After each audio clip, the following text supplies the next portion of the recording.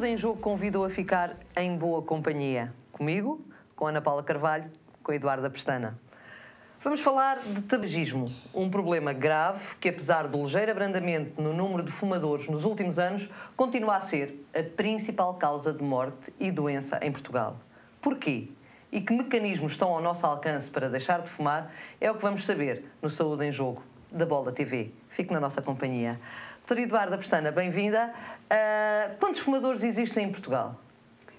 Atualmente existem em Portugal cerca de 25% de fumadores, ou seja, um quarto da população mundial fuma. Ok. 22% são fumadores habituais, regulares, e aí uns 3% são fumadores ocasionais, portanto, que não fumam todos os dias. Relativamente a Portugal, esse número é grande. Para a senhora que é pneumologista e que com certeza tem no seu consultório ou no seu hospital muitos doentes que vão procurá-la, é grave, é um número grave. Se olharmos para a Europa, eu diria que estamos bem situados, estamos na cauda da Europa em percentagem de fumadores, em prevalência de fumadores, semelhante, por exemplo, à Suécia ou à Finlândia. Isso é um bom sinal. Aparentemente poderá ser um bom sinal, mas não é essa a realidade, então, porque os nossos jovens, quer os rapazes e sobretudo as raparigas, fumam imenso, estão a fumar muito e portanto, isso é um mau sinal.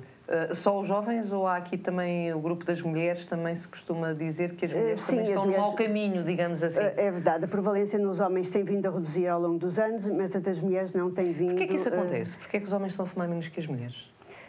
As mulheres provavelmente, no nosso país, antigamente havia uma grande prevalência de população rural e, portanto, as mulheres não fumavam.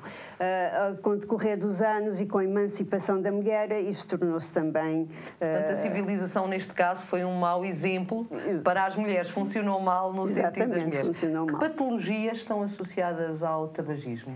As mais frequentes? As mais frequentes são, sobretudo, as doenças cardiovasculares e em Portugal morre, sobretudo, por doença cardiovascular, por acidente vascular cerebral, e depois são os tumores, são as neoplasias, sobretudo a do pulmão, é aquela que à cabeça chama mais a atenção dos fumadores, e também a doença pulmonar obstrutiva crónica, que é uma doença que cada vez tem vindo a aumentar a prevalência no nosso país. Muito mais, não é? Doutora Ana Paula, bem-vinda também. Os fumadores têm consciência dos perigos que correm ou nem por isso? Recentemente foi apresentado publicamente, durante o mês de outubro, um estudo feito pela doutora Sofia Navarra. Existe uma maior sensibilização em relação à temática das doenças associadas ao tabagismo, mas ainda estamos muito longe. Na realidade, a maior parte da população portuguesa ainda acredita convictamente que o tabagismo não é uma doença, mas antes um estilo de vida. Portanto, ainda existe um longo caminho a percorrer. Nesse estudo que se chama Portugal Sem Fumo e que este ano foi a 5ª edição, digamos assim, do Portugal Sem Fumo, um estudo da Pfizer, da sua empresa, juntamente com a Escola Nacional de Saúde Pública, segundo sei. Neste estudo dizia-se que 1/3 dos inquiridos diziam que estavam dispostos a deixar de fumar desde que o preço do tabaco aumentasse.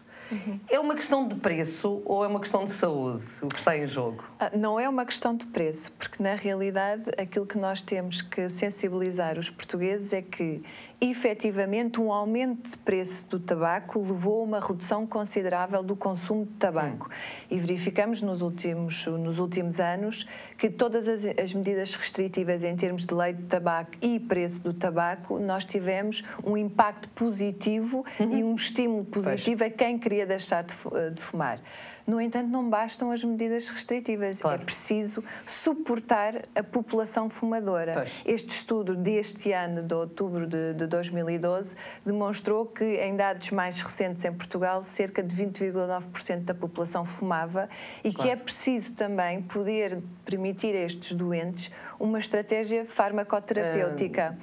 Porque o que nós verificamos em Portugal é que os medicamentos para a cessação tabágica não estão comparticipados. Claro, isso é um drama. Há muita gente a tentar deixar de fumar sem conseguir, era isso que eu queria saber há pouco. De facto, existe uma percentagem grande de pessoas que não conseguem mesmo, talvez, vou primeiro à doutora Eduarda e já volto assim. O número é grande dessas pessoas ou não? Ou as pessoas deixam naturalmente por elas? Não é verdade. É difícil. É difícil? Cerca de 70% dos fumadores dizem que querem deixar de fumar. 70% querem deixar? 70% quer deixar. Mas depois só 30%... Isso em número de pessoas dará quantas em Portugal? Eu não sei fazer contas, não sou boa em contas, não sei se vocês são. Se temos 10 milhões de portugueses, se 25%, fumar, seriam 2 milhões e meio seriam os fumadores. 2 milhões de portugueses fumam. Pois. Portanto, 70% seriam 1 milhão e 400 mil. Dos que fumam, 70% querem deixar de fumar. 1 milhão e 400. 1 milhão e 400. Mas depois só 30% é que realmente tentam deixar de fumar. Tentam. E só 2 ou 3% é que acabam por conseguir deixar de fumar. Porque é um vício, não é? O tabaco é um vício ou não? É um erro mais do que um vício. É mais do que um vício. É uma dependência. É uma doença crónica, se quiser, é uma dependência. É uma dependência, pois. Daí a dificuldade das pessoas conseguirem, sobretudo sem ajuda, sozinhas. Chega muita gente ao seu hospital e dizer: eu tentei tudo, mas não consegui? Chega. O hospital tem uma consulta específica de apoio aos fumadores. Exatamente, cessação tabágica. Sim, chega muita gente que já fez muitas tentativas e que não conseguiu deixar de fumar. Doutora Ana Paula, o que é preciso então para deixar de fumar é ter mais acesso, digamos assim, a consultas especializadas? E mais o quê? É preciso o apoio e o acompanhamento do médico e do profissional de saúde. Okay. Porque, como nós temos verificado nos últimos anos, não basta o querer. É preciso procurar ajuda e ter equipas multidisciplinares, como já existem disponíveis a níveis dos hospitais, como referimos agora no Hospital Polivalente. No Polivalente existe, o problema é os outros, mas se calhar nem todos têm essa sorte, não é? Mas também a nível das unidades de saúde familiares, nos centros de saúde, portanto, os cuidados de proximidade também têm consultas de cessação tabágica. E é muito importante que a população procure ajuda profissional, procure ajuda nesta caminhada que é a perspectiva de deixar de fumar e de se libertar de uma vez por todas da doença. Porque existem medicamentos para deixar de fumar. Esses medicamentos têm contraindicações, não têm? As pessoas lá em casa gostam de saber isso. Todos e quaisquer medicamentos que estão aprovados hoje em dia pelo Infarmed e disponíveis no mercado português, sejam sujeitos à receita médica, sejam os vulgos OTCs, todos eles apresentam um risco-benefício favorável. Claro.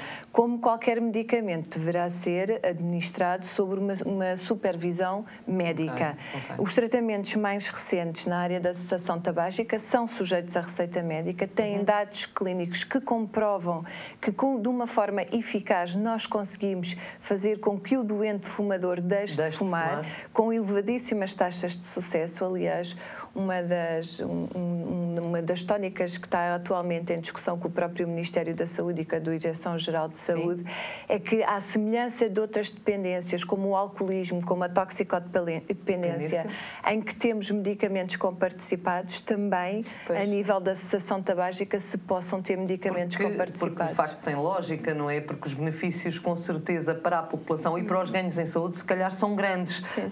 Uma pessoa que não deixe de fumar e que entre na onda da dependência, digamos assim, doutora Eduarda, para o Estado, que custos é que vai ter no futuro, ou que pode ter, digamos assim? Eu não sei contabilizar em números, mas vai ter com certeza custos.